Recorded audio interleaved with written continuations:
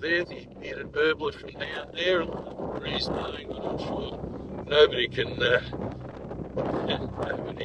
mistake what I'm standing in front of back at Port Arthur, one of my favourite places on earth. Let's go and investigate. Of course, Port Arthur on the Tasman Peninsula really needs no introduction. Port Arthur is one of Australia's premier historical sites, being World Heritage listed, and is an amazing place to see and experience for yourself. The most recognisable building being, of course, the penitentiary, which started out life as a flour mill before it got converted into a penitentiary. Ultimately, what you see here is not how it originally looked. Bushfires in the 1800s ravaged the site. It's also very much haunted, as you can see from the people behind me there. It's a place that is quite a haunting place to visit, but nevertheless it has a story to tell, a very important one, and something that we should all go and experience for ourselves, I believe.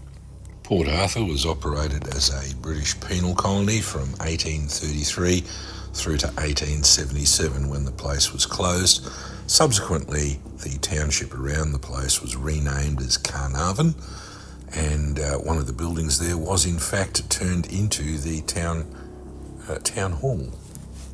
Many of the convict-built buildings that formed a part of the Port Arthur penal colony are in a rather poor state of repair, as you can see, and this is mainly for a number of factors: time, of course, and abandonment, coupled with the bushfires of the 1800s and 1900s, and finally pilfering of the brick and stonework by locals at Carnarvon to build their own buildings while they were operating the township from there.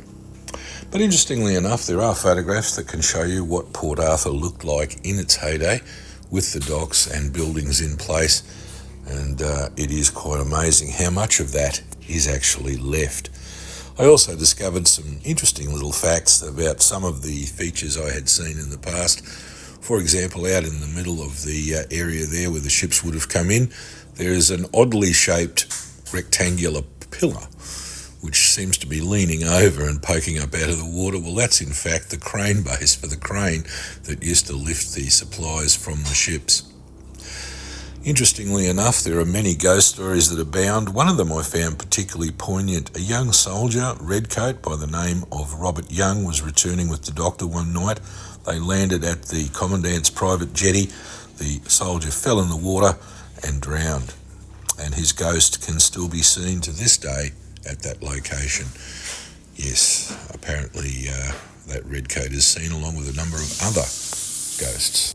During its time as the village of Carnarvon, many of the original convict-built Port Arthur buildings were repurposed.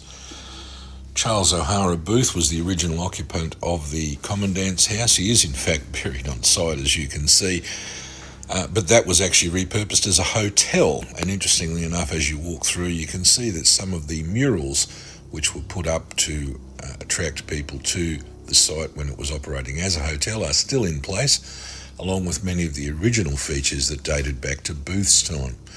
What an impressive building it actually is, and it does represent a time capsule dating back to the early times of settlement in Australia. It really is quite fascinating to walk through and see it for yourself in its original form.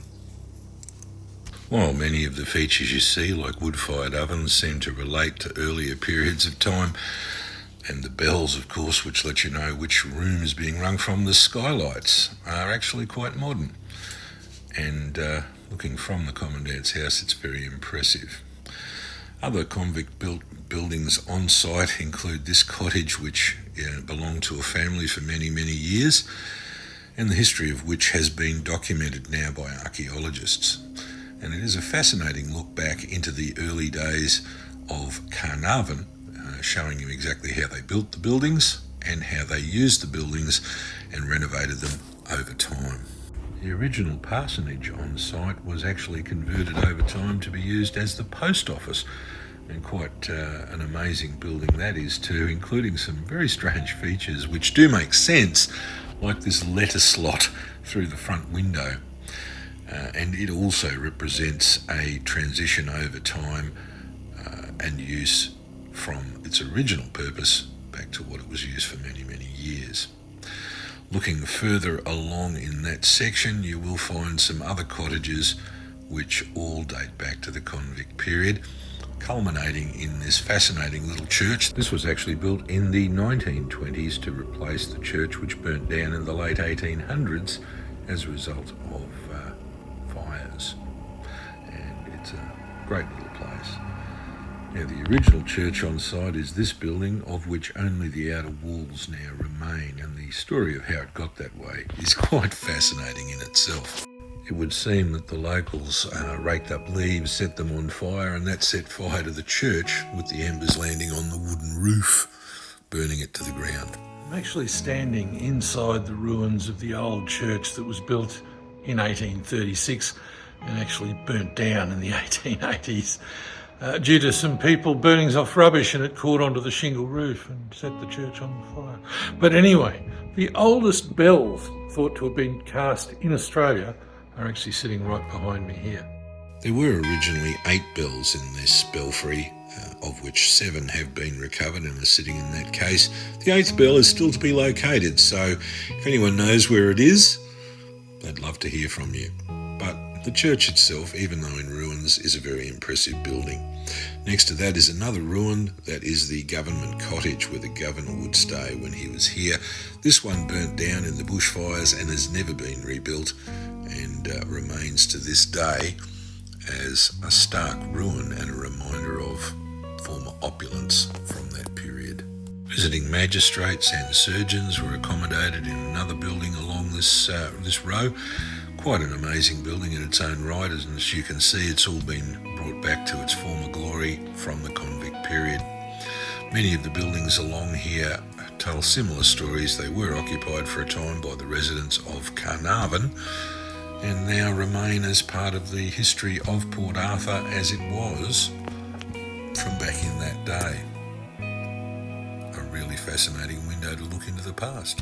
One other poignant feature in this area is the Soldiers' Memorial Walk, or Memorial Avenue. It's a row of trees that were planted after World War I to commemorate those who served from this area. A haunting and eerie place, but welcoming nonetheless. The asylum was the place where the lunatics were taken. It's not in its original form because it burnt down in the 1800s. However, it has become the town hall for Carnarvon over that period and boasted the finest dance floor in Tasmania at one point. Quite an amazing building in its own right. And that brings us to the separate prison, possibly the scariest building in the entire complex for various reasons. Where I am now is inside what they call the separate prison. Noel had just committed a major infraction by speaking.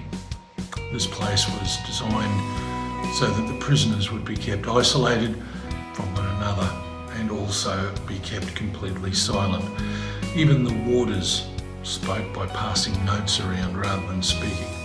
So this was a truly terrifying place, and one that unfortunately was one of the reforms that were initiated when this place was built. Truly terrifying to think of today. Prisoners in the separate prison were even forced to take exercise in an isolation, so it was a very stark place.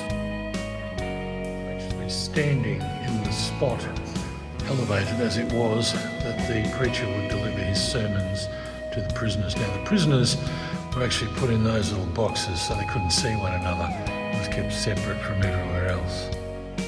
So the separate part of it continued. And of all of the places at Port Arthur, I would imagine that the separate prison has the most complement of ghosts.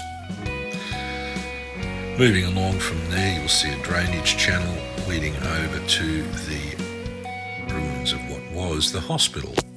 Quite an amazing building as well. The hospital building was badly ravaged by the fires of the late 1800s, and this is all that remains of it to this day. I'm actually standing in what's left of the old hospital. This was actually walled as well, but looking at it now, the fires of 1896 ravaged the place quite severely, and there's not a lot left of the hospital, but you can actually see where the floors were, where the beds were, and how it was actually laid out. Like many hospitals that were built during the British colonial period, it is in a position of elevation, looking out over the bay with beautiful sweeping panoramic views. Adjacent to that is the paupers compound where the pauper prisoners were held, and then next to that were the guardhouses and features. Smith O'Brien's cottage is another example of the British penal system in that the incumbent who lived in there was a political prisoner from Ireland. Very interesting. The part of the prison where the soldiers were kept actually is in quite bad state. There are a few buildings like this one that remain, but much of it was destroyed in the bushfires of the late 1800s. However, there are models that can show you exactly what the place looked like in its heyday when everything was still there. So there we have a little whistle-stop tour of the features and highlights of the Port Arthur historical site. And certainly it could take 2 to 3 days to see it all. It is a fascinating little look into the past and one of my favourite places on earth for various and obvious reasons. There are several restaurants and cafes on site. There is a ghost tour at night, and if you go into the lower section you will actually find within the main building a really amazing model of the full layout of Port Arthur as it was when it was in full operation as a prison. Just a little bit more to see and do out in what we like to call the 2-hour circle. As you can see, I'm proudly wearing my souvenir, so we'll see you next week. Please like and subscribe to the channel.